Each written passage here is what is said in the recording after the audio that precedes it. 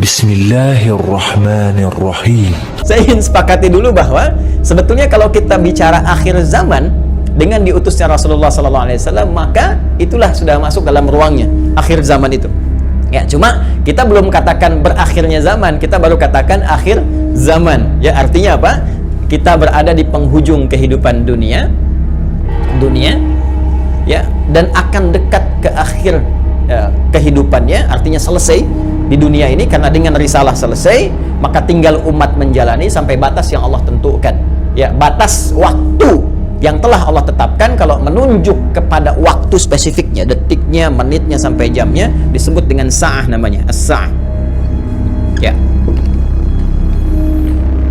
Nanti di periode ini ada kejadian-kejadian, ya, di mana segala hal bisa muncul, ya, bisa terjadi banyak hal, nanti kita sebutkan, baik itu nanti huru-hara, baik itu banyak musibah, baik itu nanti selesai kehidupan, wafat, bangkit, sesuatu terjadi, sesuatu yang banyak terjadi, bangkit dan sebagainya, disebut dengan qiyamah namanya. Ya, asalnya qiyam, sifatnya ditambah ta, disebut dengan qiyamah. Karena itu nanti peristiwanya disebut dengan yaumul qiyamah. Yaumul qiyamah. Ya. Nanti ada surah Al-Qiyamah, surah ke-75, gitu kan? La uqsimu biyaumil qiyamah. Ini peristiwanya. Tapi kalau kita ingin menunjuk kepada waktunya spesifik, ya, berakhir nih waktunya, selesai, sehingga terjadi kiamat yang dimaksudkan, kita serap ke dalam bahasa Indonesia menjadi kiamat, ya. Berakhir waktunya disebut dengan sa'ah. Sa'ah menunjuk kepada, kalau sekarang dalam bahasa Arab standar sekarang sa'ah disebut jam. Ya, jam ada detiknya, kan sa'alan. Jam berapa sekarang, ya, sampai ke detiknya, sampai ke menitnya dan seterusnya, itu menunjuk kepada waktu yang disebut dengan sa'ah. Ya, karena itu teman-teman sekalian, ketika Allah menegaskan kapan terjadi tepatnya terjadi kiamat ini, menunjuk pada waktunya, itu hanya milik Allah Subhanahu wa taala, prerogatifnya. Ya, karena itu di Quran surah ke-31 Luqman, di ayat ke-34, ayat terakhir, hal pertama dari 5 hal yang menjadi hak prerogatif Allah, kalimatnya langsung menggunakan kata sa'ah. Innallaha 'indahu 'ilmus sa'ah. Ini kalimatnya menggunakan apa?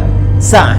Ya, di hadis Muslim nomor hadis yang ke-8 disebut dengan hadis Jibril, ya, alaihissalam, ketika beliau bertanya, mengonfirmasi kepada Rasulullah, ya, Sayyidina Muhammad SAW, bertanya tentang kapan tepatnya terjadi kiamat. Maka kalimat terakhirnya ketika bertanya tentang iman, Islam, ihsan, mata sa'ah.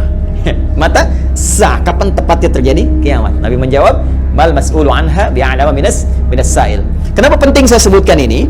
Nah, ada langsung firman Allah dalam Al-Quran, pembuka satu surah, di surah ke-54 Al-Qamar.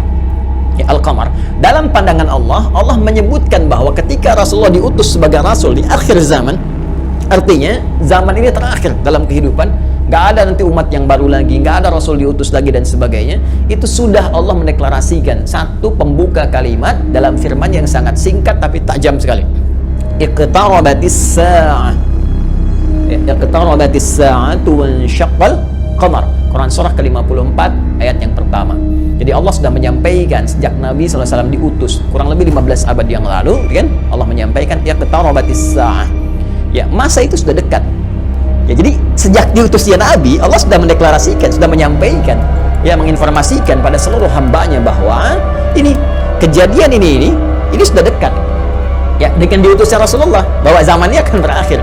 Cuma dekatnya dalam konteks firman Allah dengan pandangan kita tentu sangat berbeda.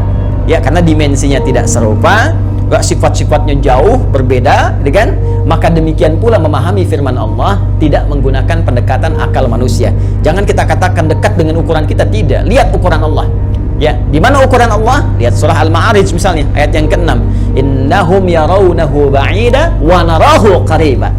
Ya, mereka melihatnya masih panjang, kami melihatnya dekat. Kenapa? Karena ukuran waktu di sisi Allah, ya, itu sudah nggak pakai ukuran standar manusia lagi. Beda dimensinya. Ya, kita keluar dari wilayah kita, saya di Indonesia dengan Malaysia sudah beda 1 jam. Ya, kita bisa ke Amerika, ke Kanada, itu sudah beda terbalik. Bisa di sini siang, sana malam. Ya, baik. Jadi apalagi kita ukur dengan konteks kehidupan akhirat. Ya, ya, ketika Allah berfirman dengan kita di sini, ya, antara kehidupan di luar bumi, di langit saja misalnya, itu yang sudah tidak ada gravitasi lagi, sudah gravitasi 0, itu perbedaan waktunya sudah berbeda jauh. Makanya ketika Al-Quran menginformasikan fi yaumin kana miqdaruhu alf sanatin mimma ta'udun, ya ada 1 tahun bisa beda 1000 tahun. Dalam konteks orang dihukum di neraka bisa setahunnya, seharinya serasa 50.000 tahun, sehari bisa 1000 tahun. Artinya kalau Allah katakan misalnya 7 hari, berarti masih 7.000 tahun ya. Ya, 2 hari berarti masih 2.000 tahun dalam konteks terkecilnya, dalam pandangan kita. Tapi kita tidak tahu kapan itu terjadi. Secara singkat Allah sudah mengatakan bahwa sejak Rasulullah SAW diutus, ini keadaan sudah akhir zaman. Ya kan? 1. Dan sudah mendekat kepada kiamat. Cuma dekatnya itu kapan waktunya kita tidak tahu. Dalam pandangan Allah dekat, dalam pandangan kita ngitung dari masa Nabi ke sini masih 15 abad, belum kiamat juga, ya kan? Sekarang belum kiamat juga, makanya jangan tanya tentang waktunya. Ya, yang ditanya persiapan kita apa? Ya, kalau Anda bertanya tentang waktu pada sesuatu yang sudah diatur, kaidah mengatakan sesuatu yang sudah diatur jangan banyak ditanya lagi. Nanti menjadi semakin tidak teratur keadaan Andanya. Ya, matahari terbit dari timur, tenggelam di darat, masih Anda tanya kenapa terbit dari timur, itu kurang kerjaan. Kurang kerjaan. Ya, kenapa malam gelapnya, itu kurang kerjaan. Jelas ya, kenapa? Karena sudah kita mengerti, itu ma'lumun bil dhararah, sudah dipahami, sudah dimengerti. Naluri kita sudah bisa membaca, akal kita sudah mengetahuinya, ditanamkan dalam diri kita. Karena itu, sesuatu yang sudah Allah atur, jangan ikut-ikut mengatur lagi. Ya, Nabi pernah ditanya tentang kiamat, Nabi tanya, bagaimana persiapan kamu kalau terjadi besok? Jangan tanya waktunya. Karena Allah rahasiakan semua itu supaya memberikan getaran pada jiwa kita dan katalis pada diri kita untuk meresponnya dengan semangat beramal dan menyiapkannya. Itu poinnya. Baik, jadi kalau kita sudah pahami ini semua, bahwa kita hadir saat ini, aktivitas kita ada di penghujung zaman, artinya memang kita sudah berada di akhir zaman, tapi kita tidak tahu kapan zaman berakhir. Tapi kita bisa melihat tanda-tanda yang disampaikan Rasulullah SAW di setiap perubahan-perubahan yang terjadi di akhir zaman itu. Perubahan-perubahan inilah yang menjadikan kita mesti menghadapi tantangan-tantangannya yang dimaksudkan. Karena setiap era perubahan tadi itu ada tantangannya tersendiri, tahadiyatnya sesuai dengan karakteristik umatnya. Nah, pertanyaannya, apa yang diinformasikan oleh Rasulullah di zaman beliau berupa tantangan-tantangan sampai perubahan-perubahan setelah masa-masa beliau kemudian wafat, bagaimana prediksi-prediksi yang disampaikan oleh para sahabat, ini yang coba kita uraikan. Dan di antara uraian itu ada yang teman-teman sebut dengan petaka-petaka, ada yang kita istilahkan dengan musibah-musibah. Seperti apa musibah yang digambarkan itu di setiap waktu-waktu yang berganti sepeninggal Nabi SAW, itu yang coba kita turunkan. Lalu kita akan mengaji bagaimana Nabi memberikan petunjuk kepada kita dengan izin Allah Subhanahu wa Ta'ala, saking sayangnya kepada kita, supaya setiap umat yang mengalami masa-masa itu lulus menghadapi ujiannya. Itulah rahmat Allah Subhanahu wa Ta'ala.